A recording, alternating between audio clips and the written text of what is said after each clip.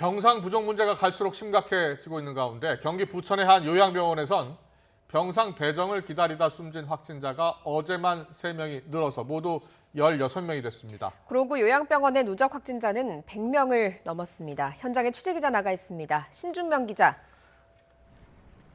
네, 경기 부천 효플러스 요양병원에 나와 있습니다. 네, 지금 그곳에서 코로나19에 감염된 환자들이 치료를 받지 못하고 숨지는 안타까운 일이 벌어지고 있다고요. 네, 그렇습니다. 지금 제가 나와 있는 이 요양병원에서는 지난 11일 첫 확진자가 발생한 뒤로 현재까지 누적 확진자가 146명까지 늘었습니다.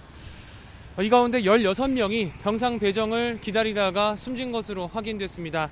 지난 11일 요양보호사 6명이 처음 확진 판정을 받은 뒤에 환자 60여 명이 무더기로 확진되자 해당 요양병원은 집단 격리에 들어갔습니다. 현재까지 입소자와 직원, 간병인 등 93명이 병원 안에서 코호트 격리 중입니다. 이 가운데 확진자는 71명입니다.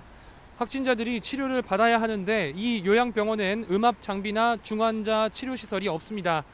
의료진도 부족해서 중앙사고수습본부가 의료진 19명을 투입했지만 의료장비 없이 확진자를 돌보는 데에는 한계가 있습니다.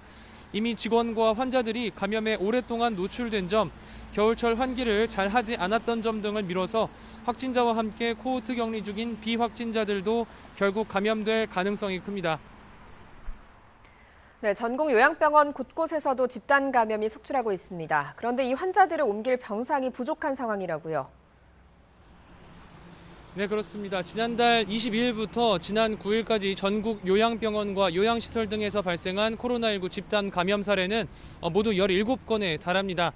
주요 감염 사례를 살펴보면 서울 구로의 한 요양병원에서는 어제 하루에만 53명이 확진 판정을 받으면서 누적 확진자는 모두 107명까지 늘어났습니다. 충북 청주 요양원은 현재 누적 확진자가 71명에 달하는데 입소자 가족 5명에게도 바이러스가 전파됐습니다. 광주 북구 노인 요양원과 관련해서는 지난 20일 첫 확진자가 발생한 뒤로 이틀 만에 누적 확진자가 17명까지 늘었습니다. 경기 시흥 요양원 28명, 인천 서구 요양원은 24명이 확진 판정을 받았습니다. 요양병원 등에서 발생한 확진자 대부분 70대에서 90대 고령 입원 환자라 사망자 수가 더 늘어날 수 있습니다.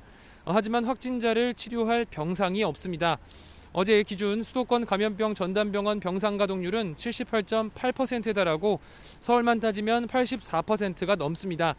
특히 서울 중증 환자 전담 치료 병상 100개 가운데 현재 즉시 입원 가능한 병상은 단 8개뿐입니다. 방역당국은 병상 확보에 비상인 상황인데요. 민간 병원들이 거점 병원 지정에 자원하고 있습니다. 순천향대 부천병원은 수도권 민간 상급 종합병원 가운데 처음으로 코로나19 전담병원을 자원해 시설 공사를 시작했습니다. 인천 길병원은 코로나19 중환자 거점병원 전환 예정입니다.